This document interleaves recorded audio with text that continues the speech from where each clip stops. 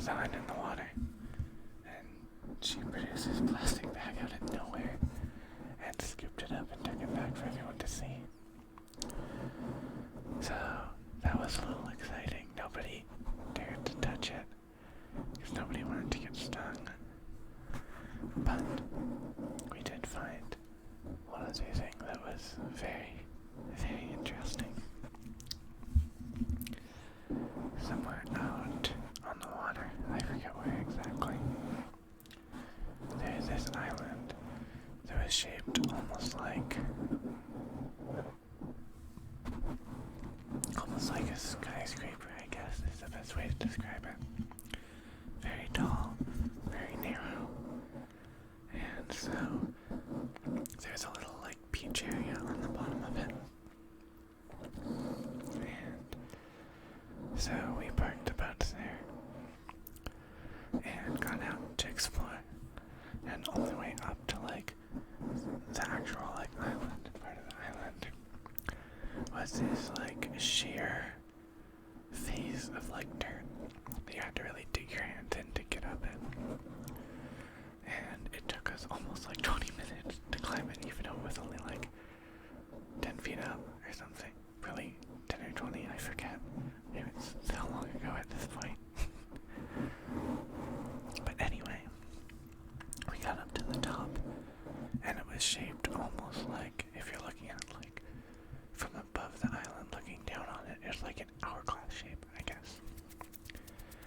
So that path that we were on had led us up to kind of like the middle of the hourglass. So we decided to take the path on the left first. Left.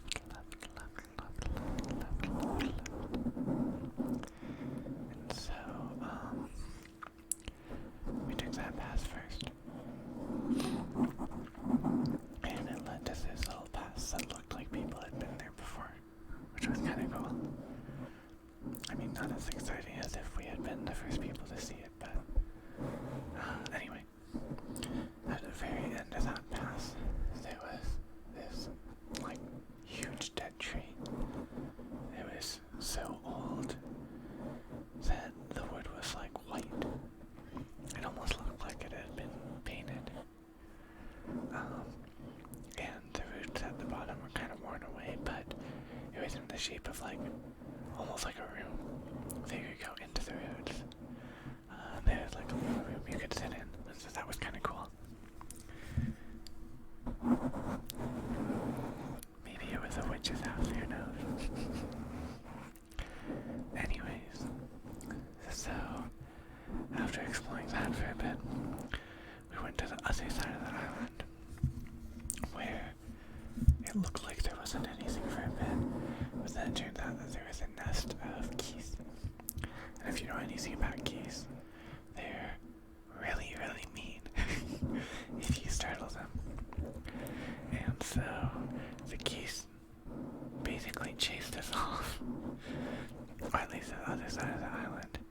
Luckily nobody got hurt, but, and I mean, geese aren't that big, but when you're, pretty young like that and you're watching your younger siblings, they're just like, oh, what's going on? Anyways, so after that it was getting dark, so we were wanting to go home.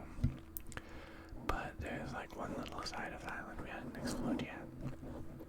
So I decided to go over there. And it was the same kind of like dirt material that we had climbed up. Except this wasn't as densely packed, and I figured that out by stepping on it.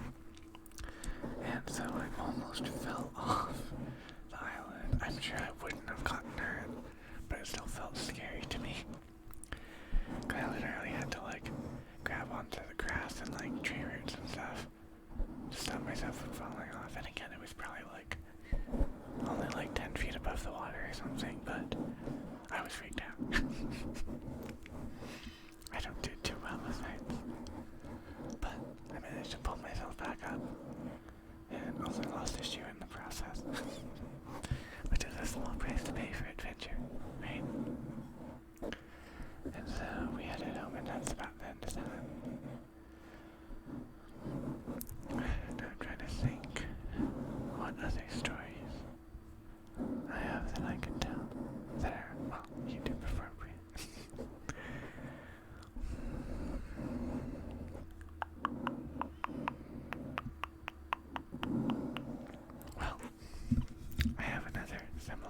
story, but maybe a little more so. So it was from when I was much younger. So I was homeschooled when I was a kid, and occasionally we would go out to a local place where there would be a bunch of like homeschooled kids and their parents like learning stuff to have like a semblance of actual school. And so one time one of my friends, like outside of the school place, one of my friends threw something in a tree and it got stuck, which was unfortunate, but I was like, I have an idea. And so I decided to take off one of my shoes and throw it at it to get it unstuck. Well, I'm sure you can all see where this is going. So my shoe got stuck. But me being, very, very smart, I decided to take off my other shoe and throw it at the shoe that was in the tree to try to get it unstuck. Bimbo moment for sure. And to nobody's surprise, that one got stuck too. So what we ended up having to do is one of the moms there had to park her car under the tree, and then I had to stand on top of the car to get everything out. Stupid thing to do when you're a kid, I guess. That would make a good title for this video. I have one other interesting story about that, like, homeschoolers association group, or whatever you want to call it. So, there's this, like, troublemaker kid. Well, the parents thought he was a troublemaker kid. All the kids thought he was cool. You know how it goes. And one time, it was, like, recess or whatever. And there was, like, a gym. And people were playing dodgeball and stuff like that. So, he gets the bright idea to start kicking it around like a football. And at one point, he throws it up in the air, and then kicks it, and it hit the light fixture. The light fixture did not fall off, but the casing around it was like hanging by a thread. And it was kind of comical watching him like stare at it and then bolt out of the room. Just like nobody's here, you didn't see anything. I guess one last but shorter story is, so I started doing that like homeschooler thing association when I was like 9 or 10. So well over a decade by now. And yeah, that was actually one of my friends there. Ended up becoming like my best friend for most of my life. And I only say most of my life because he's my boyfriend now. So funny that, we met so long ago. But I guess one of the benefits to knowing someone that long is like you've already seen each other's worst and best sides. So you know exactly what you're getting into. But yeah, I think that'll about do it for this video. Let me know if you enjoyed this kind of different format, more like storytime video. And yeah, I will see you all